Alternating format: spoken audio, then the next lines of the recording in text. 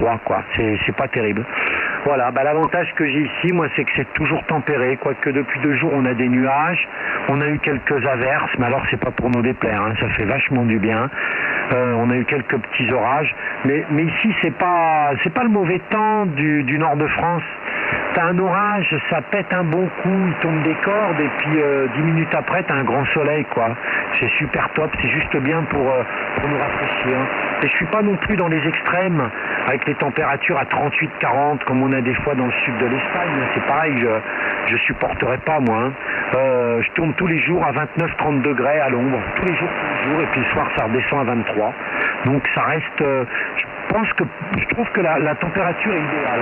Puis pour ce qui est de la température de l'eau, sache que j'ai quand même monté, c'était quand il y a 2 jours, entre 33 et 34 degrés, température de la mer. Hein. C'est extraordinaire. Hein. C'est extraordinaire parce que je pense, j'ai regardé, je pense pas que même que sur toute l'Europe, hein, je parle pas en dehors de l'Europe, je pense pas que sur toute l'Europe, hein, il existe une température de mer, de baignade aussi chaude, hein, même quand on comprend la Corse et la Sardaigne. Et comme je le dis souvent, c'est pas quelque chose de magique. Il y a une explication physique. Et l'explication, c'est que tout le littoral comporte des bancs de sable. Donc au final, tu as la mer, tu as pied très loin, après tu n'as plus pied, puis tu fais 150 mètres, tu vois les gens, ils se baignent, tu as l'impression qu'ils sont au milieu de l'océan et puis qu'ils sont debout dans l'eau, qu'ils marchent sur l'eau, parce qu'ils sont très loin, tu vois, à un moment donné, tu n'as plus pied, puis après tu as un nouveau pied, donc ça fait des bancs de sable, ça fait des énormes flaques, si tu préfères, enfin je sais pas si on peut appeler ça des flaques, mais voilà, quoi, c'est des bancs de sable. Il y a des bancs de sable qui font qu'en fait, dans les parties où tu as pied très loin, l'eau elle se réchauffe super vite. Hein. Plus l'eau est profonde, plus elle a du mal à se réchauffer, plus l'eau sur une longue distance, t'as pied et puis qu'elle fait 10, 15, 20 cm, alors là plus elle se réchauffe et c'est la baignoire. Et cette eau chaude qui est à l'avant, là, quand tu rentres dans l'eau, avec les vagues et tout, elle se mélange et elle réchauffe un petit peu. T'as plus pied, donc en gros t'as 32 degrés en bordure et puis t'as quand même encore 29-30 degrés un petit peu au large. Si t'allais beaucoup plus au large, je pense qu'on descendrait à 24, 25, 26 températures qu'on a un petit peu partout sur les côtes méditerranéennes. Voilà, David, je te retourne encore le micro, j'espère que tu m'as bien entendu, que j'ai pas été trop long et qu'il y a toujours de la propagation là, toi. Oui. Ah, attends.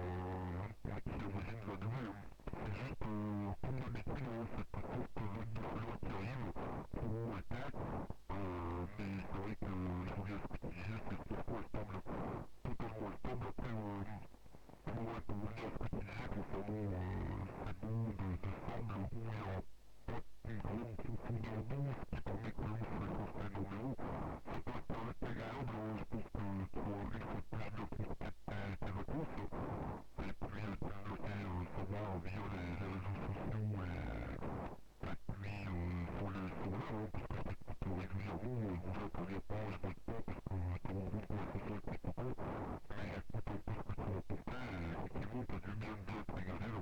Je pense que le retour au chaos va vite te refroidir.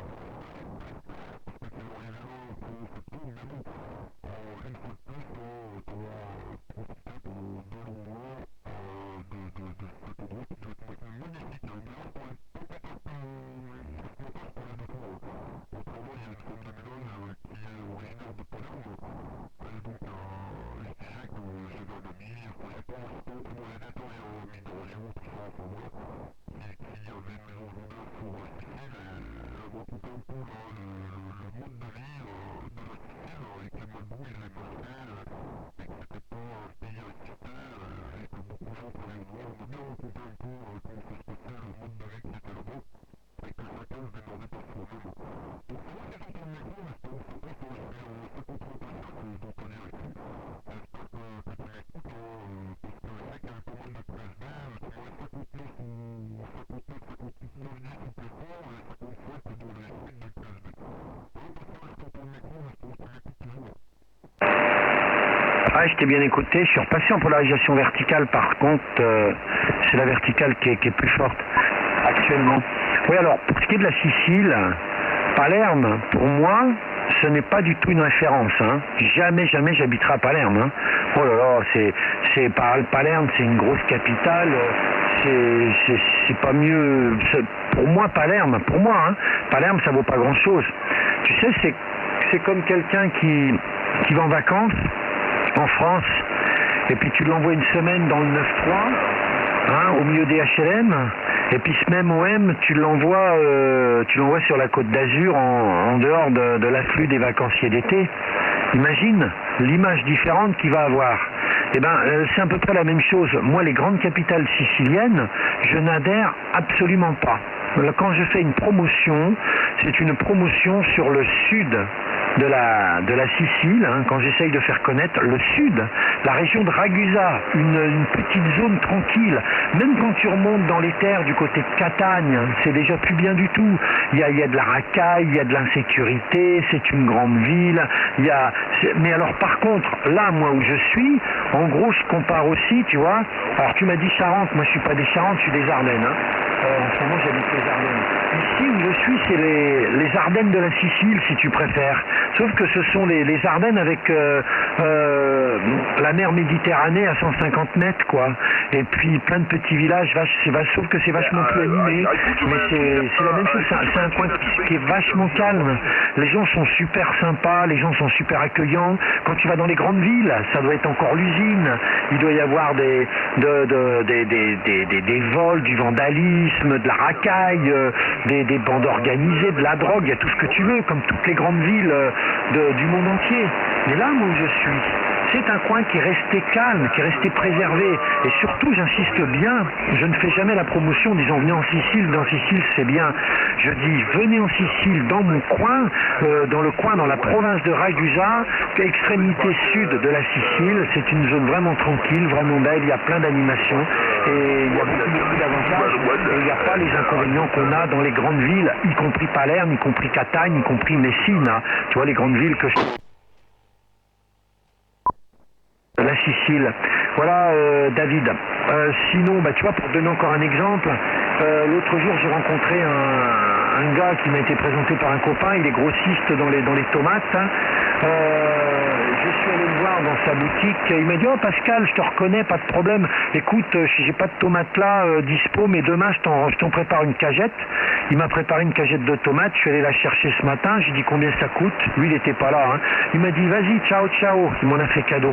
Les gens ici, ils te font cadeau. Tu vas dans des restaurants pour la première fois, ils t'offrent l'apéro, ils t'offrent ceci, ils t'offrent...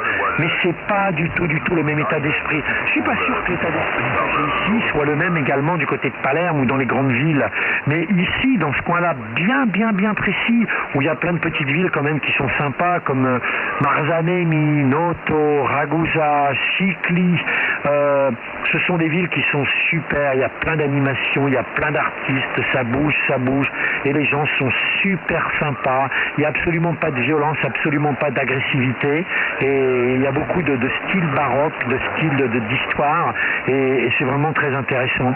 Voilà, donc cette personne qui t'a parlé de la Sicile, c'est originaire de Palerme, à moins qu'elle connaisse vraiment bien l'ensemble de la Sicile et la mentalité effectivement qu'on peut avoir ailleurs que Palerme, mais là où j'insiste, et je trouve que c'est vachement important, c'est que j'ai des copains moi-même qui sont venus en Sicile, en voyage organisé, ils n'ont pas du tout aimé, ils sont pas du tout venus là où je suis, ils sont allés, en plus il faisait pas beau, ils sont partis à une période où il faisait pas beau, ils ont visité les grands trucs, les pièges à touristes et tout, mais c'est pas ça. La Sicile que moi je connais et que j'essaye de promouvoir, c'est pas cette Sicile-là piège à touristes, c'est la vraie Sicile et son histoire dans le sud, là où je me situe.